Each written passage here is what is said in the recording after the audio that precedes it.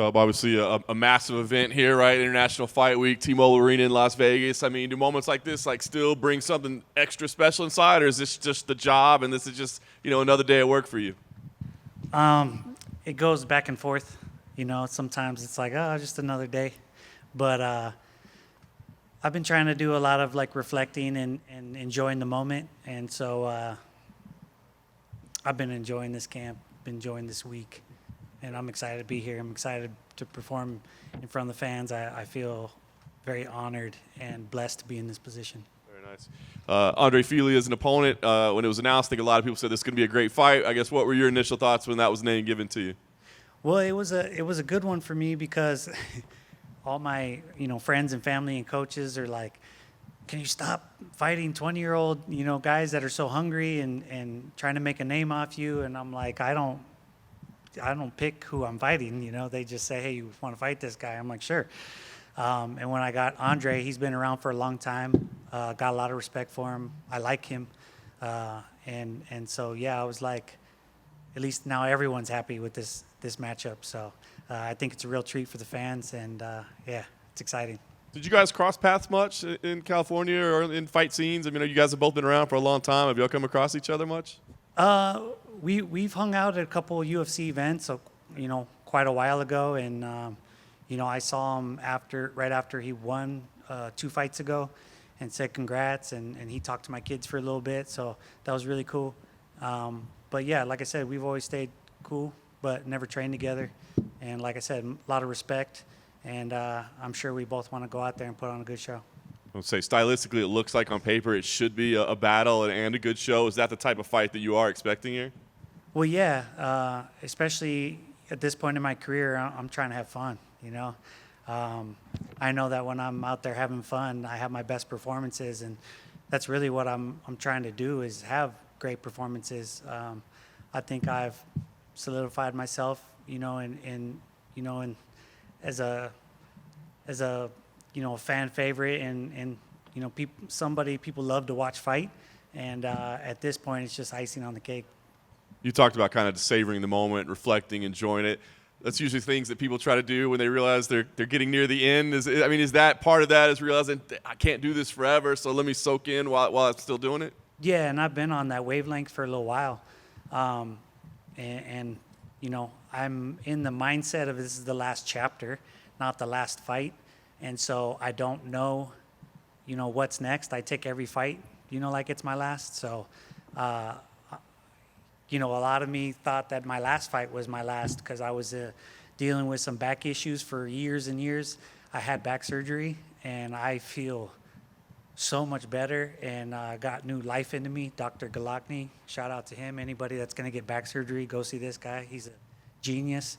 I was back to training within six weeks, and everyone's like, man, you look better than you have in the last 4 or 5 years. So it definitely breathed some new life into my career, and take it one fight at a time. You think maybe that extended though, when you thought the expiration was? Oh, for sure. Definitely gave me more opportunities mentally, and you kind of look for little things here and there. And for me, having my fight team and the team I manage and coach, Bloodline, if you guys know, they mean a lot to me, and they've been able to watch me train for this fight and get ready, and it's been really cool to kind of flip the script and have the guys I've been coaching turn around and help coach me and get me ready and me lead by example. That's awesome, man. Last thing for me, see no way that this fight disappoints. Looks like it's going to be amazing. What do you want? You said, I don't know what's next, but are there things you want to do like, hey, man, I just want to make sure every fight I have is like an exciting fight, a fight of the night type thing? Are there names, places? Like, what do you still have to check off the list at your point in your career? Well, fighting in front of a crowd was one of them. When I was, knowing that, I'm getting up there in age, all that. Fighting in front of a crowd was one of them. Me and my wife will go to the big events, New York, T-Mobile, Miami. And then I was like, man, I do miss that because I've been fighting at the Apex for a while, which is cool. But I knew that I needed to do that. I think fighting in my hometown in Palm Springs, being able to bring the UFC back there would be exciting. But but yeah, at this point in my career, I just need to be excited. I mean, I think even a fight in Korea would be pretty cool. I think the way that since fighting Duo Choi, the way my fan base has grown there, I'm really appreciative. So yeah, just anything that would excite me. Come over here. Kind of going off of that, did you ever talk to the UFC, like, why do you keep putting me in the Apex, considering, you are a name and you have been doing this for so long? Like, why wouldn't fans want to watch me fight? No, I just would always accept my place, on the card.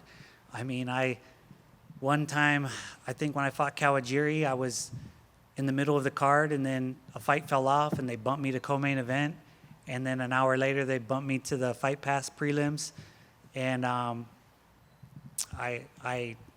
went on the social media and was like, hey, download Fight Pass, sign up.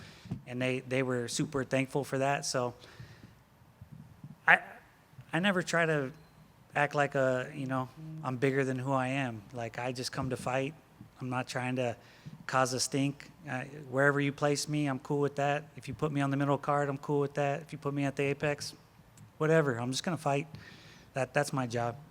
Kind of going off of that a bit, your name made a little bit of headlines not too long ago when you had that kind of Twitter issue with Joaquin Buckley, but it kind of led to a lot of fellow fighters coming out and kind of sharing their favorite memories of you, defending you against him. So I guess, what did you make of, we don't have to get into what he said, but like just the amount of your fellow fighters that came out and, were kind of praising you on social media?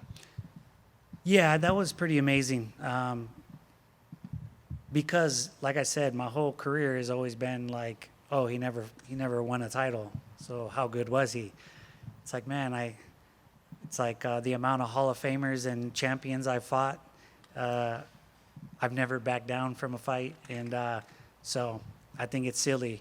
And the reason the whole thing started is I was defending some of the OGs in the game, and it makes me sound even older, but for me, I feel like it's my place to make sure the young fighters respect the OGs of the game, learn the history,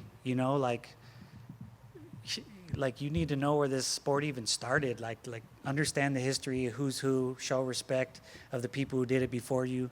And I just think that as a martial artist, you should do that. And to say something silly about somebody, I think is out of place. Do you guys have a little bit of a camaraderie between all the WEC guys? Because there's not too many of you left in the UFC these days. Yeah, for sure. The thing that was cool about the WEC is, we didn't get the respect.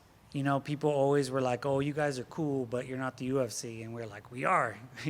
we're just the little guys, so we always had this chip on our shoulder. And when we got absorbed into the UFC and we, the 55ers are the ones that really got to show, Cowboy and Anthony Pettis and all the guys that went over and did really well. It was like, yeah, see, we were that good all along. So we always had a chip on our shoulder. And for me, I feel like that was a blessing. It was like we got a easier version of all the hype and everything. And then we came over like ready to prove it. And, it was no difference backstage other than, just more media attention and stuff like that. So we definitely had that chip, and we definitely feel like a brotherhood. Is it a trip at all? Because I think there was a generation of fighters that watched the WEC, and especially the smaller guys that say like, oh, I saw Faber and Mike Brown and Aldo and all these guys in the WEC. And now there's this generation that they didn't start watching MMA till Jose Aldo fought Conor McGregor, and they view him as the guy that lost to Conor, not Jose Aldo, the WEC champion. Yeah. And that's what I mean. It's a little sad that you don't know the history and look at what a great champion Jose Aldo was. I got so much respect for him, and he always spoke out for fighters, and tried to level up everybody, which I appreciate. So yeah, I try to get everybody to know the history of the sport and really understand who paved the way for you, and to me that's important. And last one for me, can I just get your thoughts on the main event between Alex and Yuri? I love the fight. I really wish it wasn't short notice, as a fight fan, but I love that fight. I think it's two warriors that have very different approaches to the sport, and that's what the sport is all about. It's about, you know, this style versus that style, and mentality and toughness, and who can make adjustments on the fly, and that's the beauty of it. And so I'm looking forward to the fight. Hey, Cub, right here. Cub, have seen you a lot on the LFA broadcast and doing that work on the microphone. Can you just talk about how that's impacted your life and your career as maybe you think about right now and when you hang them up? Yeah, so I'm really enjoying that, because I think one false narrative about me has always been that I'm just kind of scrappy and tough, and that I'm not smart. And I feel like I'm actually very technical, and I kind of make it look wild when I'm being very strategic in there. So I feel like when people hear me talk about fighting, they see that I'm more than just like a scrappy kid, that I've actually put tons and tons and tons of thought into this. And so that's been quite an enjoyment for me. And just kind of, I see it as, you know, the next step when I can't fight anymore. It's going to help me fill that void. The same with coaching and managing fighters. I have all this knowledge of succeeding and failing at the highest level that really is not going to translate into a lot of other things. And the ability to give that back to the next generation of fighters is really, it fills a void for me that I know will be there when I can't fight myself anymore. And then this may sound like a bit of a redundant question, but I mean it very seriously. Can you just speak to the impact of what the UFC as a brand has meant to you? Because besides being a fighter, we see you at so many big events. You could be spotted in the crowd at almost every pay-per-view, and you know there's a lot of them. Obviously, as a teammate and managing fighters, I mean, what does it mean? What impact has it had on your life to just be a part of this whole thing? It literally saved my life. I was not doing well in life. I was lost, and this sport gave me structure, and it humbled me, and it gave me direction, and it's taught me many life lessons. And yeah, I wouldn't be who I am today without this sport. And to me, it's the purest sport. You know, there's no team. It's just one-on-one. You got nobody to blame but yourself, and it's raw and real, and it's beautiful, and it's violent, and it's all those things into one. So when I saw the sport and realized that it wasn't as big as it should be in the very beginning, before it was on TV, before The Ultimate Fighter, I knew that it was going to be big if it got the chance, if people got the chance to look at it and understand it a little better. And so I'm very proud to be a part of it, and I'm most proud that all the guys that I looked up to when I first got in the sport, like the Big Nogueiras, Vitor Belfords, Josh Barnett, Rampage, all these guys that I was watching when I first got into it, have all kind of given me that, hey, you're one of us moment that's made me feel like I've made it. Thank you. About, I don't know if we're on, there we go.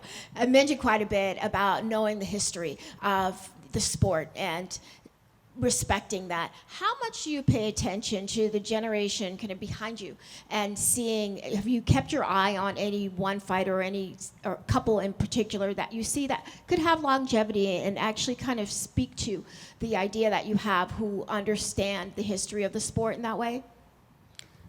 Past fighters? No. The ones in the generation after you. Oh, Yeah. that are still in it? You're still in it. I am still in it. Yeah, I don't know of too many, because I don't get to have those kind of conversations with everybody. But I hope people are paying attention and learning, because I think it's important. But at the same time, it's crazy how fast this sport is evolving, and you have to stay current, and you have to learn from the past, but you also have to be very present in the present, because it's evolving so fast. I feel like I've been telling people this for a while.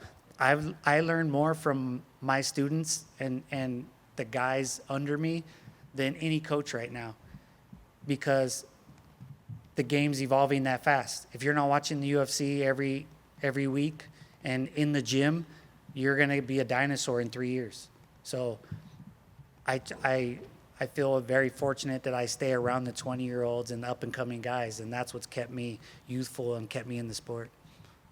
Just kind of staying with that, recently Fight Inc. debuted on Roku, and it went through some of the history of UFC and actually really paid attention to matchmaking. How much do you as a fighter pay attention to the growth of the organization, and kind of like how does that impact you that the business has changed so much since you became a fighter? Well, it affects us a lot. I mean, obviously, I'm fighting, I'm coaching, and managing, so I have to pay attention to it a lot. I love that it's becoming more stable across the board and that it keeps growing. I think that's going to be better and better. So the way I see it is that's more fighters that are going to be able to, retire comfortably when they're done fighting. One thing I've seen a lot of is a lot of fighters that just made a lot of poor choices, and they get cut from the UFC, and maybe their morale is a little low, and that's something that I really try to teach my guys is like how to prepare for the future, how to build off your success. Cub, kind of curious about how the emotions are this week, considering 2 years ago you went into the Hall of Fame. It'll be your first time competing back in T-Mobile since accepting the award there. I already know I'm going to be super emotional. I can't hide it. It's just I'm somebody that always bottles things up. And whenever I compete, there's so much on the line and so much pressure you put on yourself, and people, wanting you to do good, that you want to do good. And you're just afraid of having a bad performance. That's always the issue. And you put so much hard work into it, you just want to go out there and have a great performance. So emotions are always high. I know having the crowd is going to really impact that, and then being back at the T-Mobile since my Hall of Fame induction is going to feel special. And I'm excited to go out there and fight freely and know that I've cemented myself and my legacy in this sport, and at the end of the day I get to go out there and just have fun. You've mentioned fun and you mentioned pressure. We ask everybody that goes up there about different types of pressure. You've been in this sport for so long. Does the pressure ever change? I think it's gotten harder, honestly, because, I try to tell people when I was 20 and I was broke and I had nothing, I was in my mind like, I'm willing to die in there. I got nothing, And now,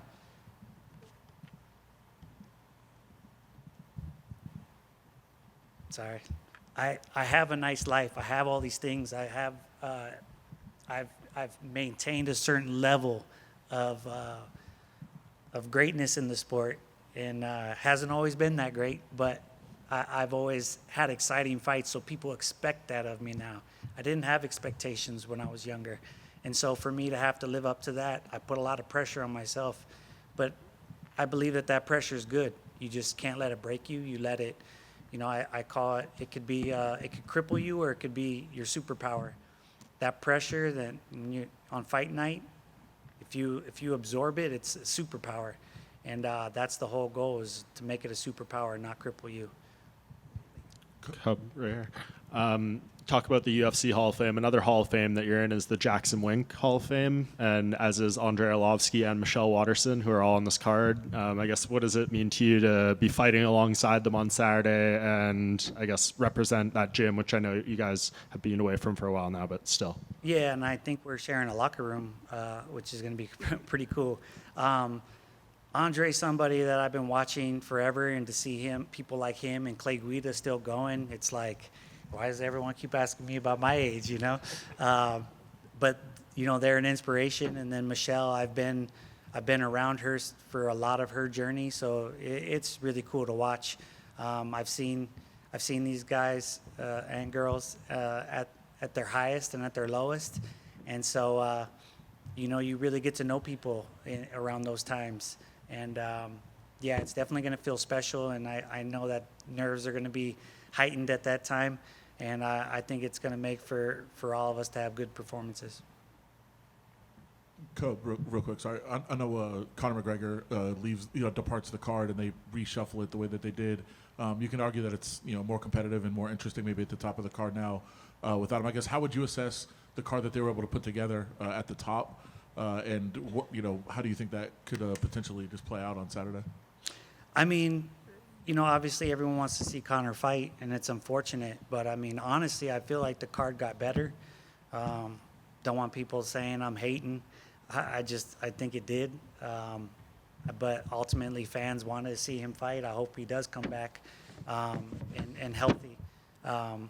But yeah, I think the card is amazing, and they do such a good job. That's why the sport does so well, is that they can put together these big fights on the fly, and fighters are always willing to step up, and it's pretty cool to see. I'm just glad that they didn't ask me to fight on short notice. Good. All right. Thanks, guys.